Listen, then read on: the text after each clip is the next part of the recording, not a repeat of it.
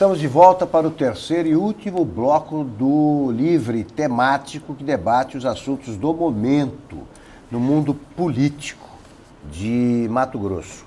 Nós falávamos no final do segundo bloco dos problemas que o governo enfrenta, que impedem que ele viva, o governo estadual, que impedem que ele viva um bom momento e tal. Queria que o Igor mencionasse quais são os principais problemas. Claro. Eu posso citar três principais, começando pelo mais recente, que é a discussão do reajuste geral anual, que é a reposição inflacionária dos servidores públicos do Estado. Está em menos de 7% esse ano. Ano passado foi quase 12%, o governo teve dificuldade para pagar, está terminando de pagar a última parcela, está regiada ano passado, agora no mês de setembro, e voltou à discussão no mês de maio. E o governo parece que não aprendeu com as lições do ano passado, porque começou muito mal, apesar de ter corrigido a mão rapidamente, começou mal. Por que eu digo que começou mal? Porque criou uma lei, projeto de lei, para mandar para a Assembleia já com um valor determinado e as parcelas definidas para começar a pagar a partir de 2018. Os servidores se reuniram, já com a força que veio do Ricardo ano passado, foram às ruas, uma grande manifestação na Assembleia, e provocaram a Assembleia a se manifestar. Muito diferente, é importante ressaltar, da bagunça que foi no ano passado, onde a Assembleia virou um circo, virou um campo de guerra. Aprenderam, os servidores aprenderam. E os próprios deputados colocaram ordem na casa. Foi marcada uma reunião dos atores políticos do governo do Estado, secretário de Planejamento, secretário de Gestão, o secretário de Fazenda, secretário-chefe da Casa Civil e o secretário de Comunicação, uma reunião lá no Palácio Paiaguás. Nessa reunião, eles ouviram uma contraproposta da Força Sindical, dos sindicatos, que ficou de definir se vai ou não entrar em greve. Mas a contraproposta que o governo agora fez é muito mais plausível para que os sindicatos aceitem, porque os sindicatos agora, pelo menos, estão tratando desse assunto com mais calma. Esse é um assunto. A RGA eu acredito que vai resolver rapidamente. Segundo tema, saúde. A saúde não veio bem no governo Pedro Táxi, isso é fato.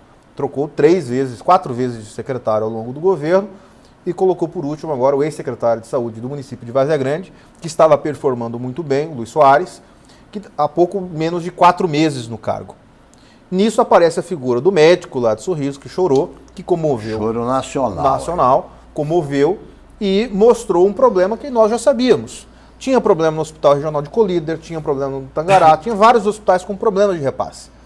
Mas aquele choro comoveu e fez com que os agentes políticos corressem atrás e arrumassem dinheiro de onde não tinha para pagar uma conta no valor de 162 milhões de reais que já foram quitados para a saúde. O problema da saúde é um só: recurso, dinheiro. Não tinha dinheiro, não existia saúde, conseguiram arrumar dinheiro agora, parece que o Luiz Soares é um bom gestor e está conseguindo organizar a casa. Um detalhe com relação à saúde: 80 milhões de reais que o Estado está precisando junto à bancada federal, que são as emendas impositivas de bancada. Essas emendas, Augusto, já iam para a saúde, mas para equipamentos para o novo pronto-socorro de Cuiabá, que deve ficar pronto no final do ano que vem. O que o governador pediu? Olha, deputados federais, senadores, peguem esses 80 milhões e emprestem aqui para o Estado, que lá na frente a gente vai ver o que vai resolver com o pronto-socorro, que só vai ficar pronto ano que vem. Senão nós vamos comprar equipamento agora, vai ficar aí guardado igual o VLT, e não usa, sendo que vai usar ano que vem. A contrapartida dos parlamentares foi a seguinte: o deputado Fábio Garcia, que é aqui de Cuiabá, disse o seguinte, que é da base governista. Olha, governador, a gente pode até liberar, mas o senhor se compromete a devolver esses 80 milhões para o município, ou seja, comprar esses equipamentos. O governador não tem como dar essa garantia agora e ainda estão resolvendo. Eu também acredito que isso vai se resolver. E o terceiro episódio é a questão dos grantos, que é uma questão simples. O governador se defender e provar que não está envolvido nessas gravações. Isso ainda não aconteceu. Isso ainda não aconteceu, até porque já está em Brasília com o Janot, está em sigilo, o Maom vai poder falar um pouco mais sobre esse caso específico, e aqui as entidades começam a buscar informações. E ainda está obscuro, porque a Polícia Militar fala uma coisa, a Polícia Civil fala outra, tem um desembargador chateado, o Tribunal de Justiça quer que o Ministério Público se investigue, a OAB pede para que o Ministério Público se investigue. Então está uma confusão danada com relação a esse grampo e distanciou um pouco mais do Palácio Paiaguás. Agora, é lógico que tem uma investigação, precisa ser apurada, e quem mandou grampear tem que ser punido. Isso é fato e deve acontecer. Maom. Augusto, desde sempre, o governo é o governante. Desde sempre. Eu nunca vi nenhum caso em que o governo não se identifique com as vantagens, qualidades ou defeitos do governante. Certo. E num sistema presidencial como é o nosso, inclusive nos estados, o governo depende mais ainda da figura do governante. Quando o governador Pedro Taques fez um ano, eu escrevi um artigo chamado A Grande Transformação, dizendo que o desafio do Pedro Taques era transformar a ele mesmo em primeiro lugar. Por quê? Porque nós temos uma pessoa que sempre venceu, nunca perdeu. É um vencedor. Ele fez uma faculdade, se destacou. Passou na OAB, se destacou. Passou no Ministério Público de São Paulo, se destacou. Ministério Público Federal, se destacou. Foi o subprocurador-geral da República aqui em Mato Grosso, se destacou. Foi a primeira pessoa, foi um candidato meteórico ao Senado, ganhou de primeira. Saiu do Senado pela primeira vez, ganhou para governador e de uma maneira foi por lavada. Então, é uma pessoa que nunca foi habituada a perder, número 1. Número 2, veio de um berço jurídico e de um berço acusatório, onde 2 mais 2 precisa ser igual a 4. Se não for igual a 4, alguém roubou. Se for igual a 3, alguém roubou. Então é necessário investigar, acusar e condenar alguém que tenha pego essa equação diferente. A equação política é absolutamente diferente. Claro. Então eu imagino e me solidarizo com o governador, que ele deve ter ficado absolutamente chocado com as demandas que recebeu nos 2 primeiros anos de governo. E imagino o quanto é sofrido para uma pessoa que tem uma mentalidade positivista, de progresso, de sucesso, de ordem, como é o Pedro Taques, conviver com pessoas absolutamente pós-modernas, sem nenhum centro, sem nenhuma gravidade, como é a classe política. Ele tinha muito pouco tempo no Senado. Ele não tinha ainda o calo político necessário para mexer com as pessoas que mudam tão rapidamente. Das quais aí provavelmente ouviriam voz de prisão dele. E é preciso não só se sentar com essas pessoas, mas partilhar uma mesa com elas, recebê-las em casa, frequentar a casa das pessoas.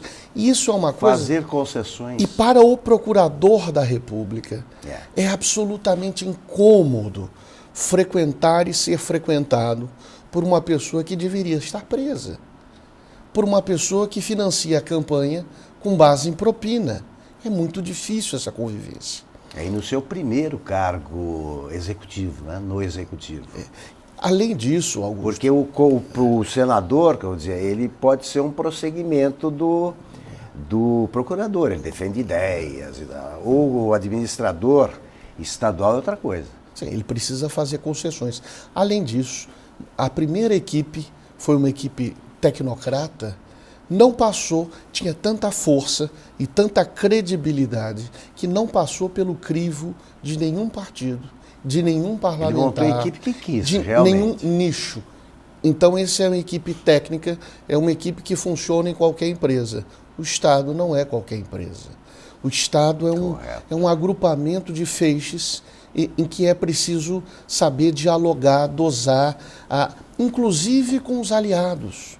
É curioso, o governador não pode, num palanque, se dirigir apenas a um. É preciso se dirigir aos demais, é preciso se dirigir até pessoas que aparentemente são anônimas, mas que no final das contas regionalmente têm uma grande força. Agora, Augusto, para encerrar essa resposta, o governador ele precisa se comunicar de uma maneira diferente. Isso eu já falei a ele numa reunião que nós tivemos. Precisa se comunicar, ele precisa entender que a comunicação mudou. A comunicação hoje não passa mais pelos veículos tradicionais até a pessoa que está assistindo em casa. Essa pessoa que está assistindo em casa, antes de ver o nosso programa, já viu o seu anúncio num grupo de WhatsApp. Já viu o seu anúncio num grupo de Facebook. É preciso hoje falar pouco, ser muito claro, ser muito objetivo e tirar os mediadores para falar diretamente com o eleitor. Perfeito. Como é que é o relacionamento do governador com o prefeito, que não foi o que ele apoiou?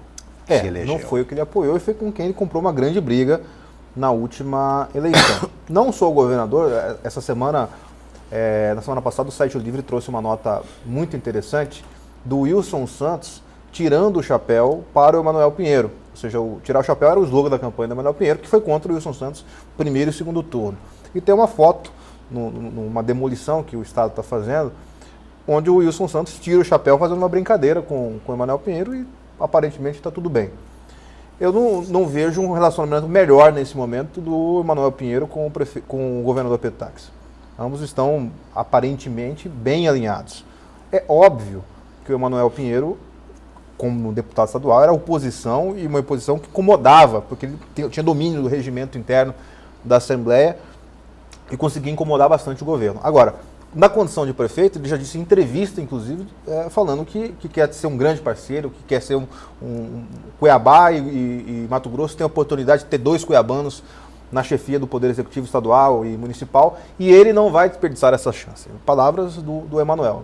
Se vai apoiar ou não vai apoiar uma possível candidatura, é uma outra história. Agora, que ele está aproveitando dessa aproximação com o governo em benefício de Cuiabá, o que é bom, né? É bom para todos nós que moramos aqui em Cuiabá, isso eu não tenho dúvida. O relacionamento do governador Pedro Táxi e do prefeito Emanuel Pinheiro, apesar de estarem em partidos divergentes, apesar de muita gente estar tentando estragar essa relação, parece que é muito bom. Agora, Maon, você falou corretamente, a meu ver, que você disse que o Pedro Táxi precisaria, para começo de conversa, mudar o próprio Pedro Táxi. Ele tem mudado, ele mudou em muita coisa, mudou em alguma coisa, como é que você avalia? Mas isso não é demérito, é bom Não. deixar claro isso.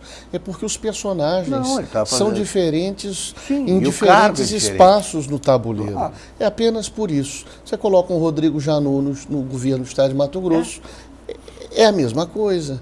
Bem, agora, acho que ele foi obrigado e acho que o torniquete que ele levou nos 2 primeiros anos, os equívocos que ele cometeu, e aí eu não vou falar a equipe, eu preciso falar que em última análise foi ele mesmo, cometeu nos primeiros 2 anos, eu penso que ele amadureceu muito.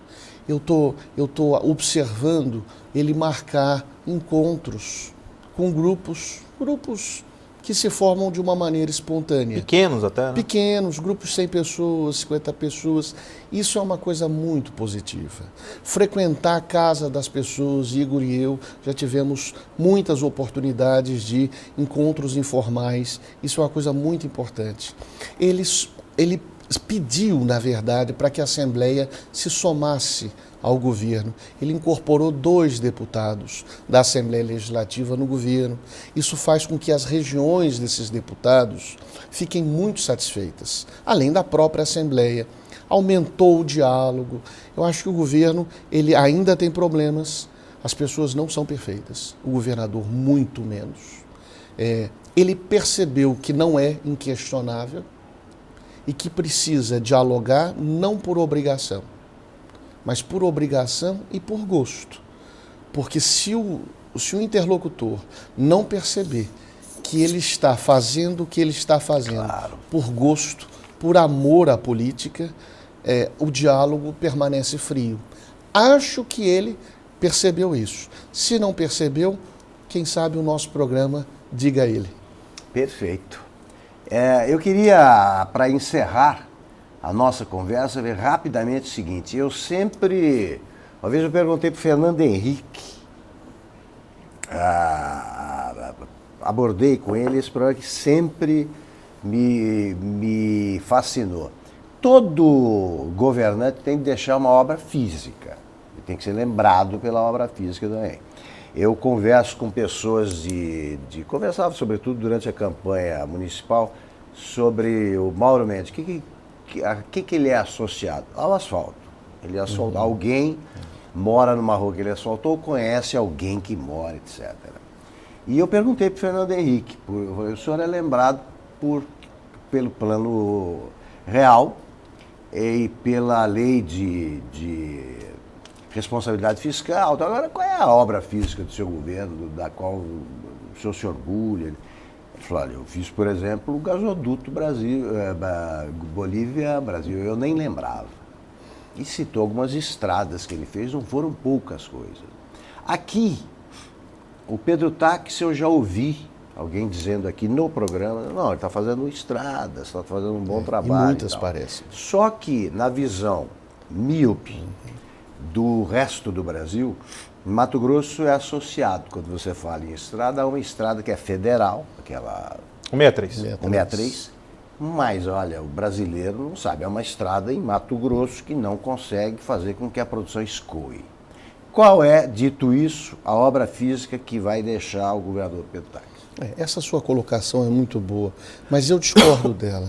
Eu acho que o maior legado, provavelmente o governador vai se reeleger, pelo jeito, dizendo por alto. Se isso acontecer, o maior legado dele é provavelmente o que ele não está observando. O maior legado dele seria mudar a educação para ser o primeiro estado do país a ensinar ao povo do estado os valores do próprio estado. Isso não existe em nenhum estado da federação.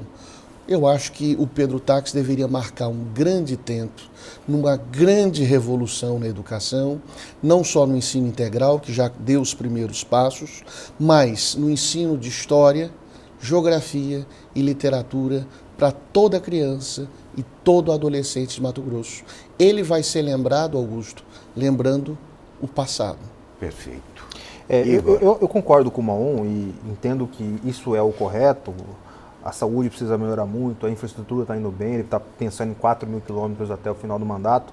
Agora, se você fizer uma pesquisa com a população, colocar lá no site o que as pessoas querem... Que não anda na estrada. Que não anda na estrada. E por que a questão do asfalto? Não é só devido à produção, mas também pela locomoção das pessoas. Claro. Mato Grosso é do tamanho da França. Claro. E não tem uma malha asfáltica na mesma proporção.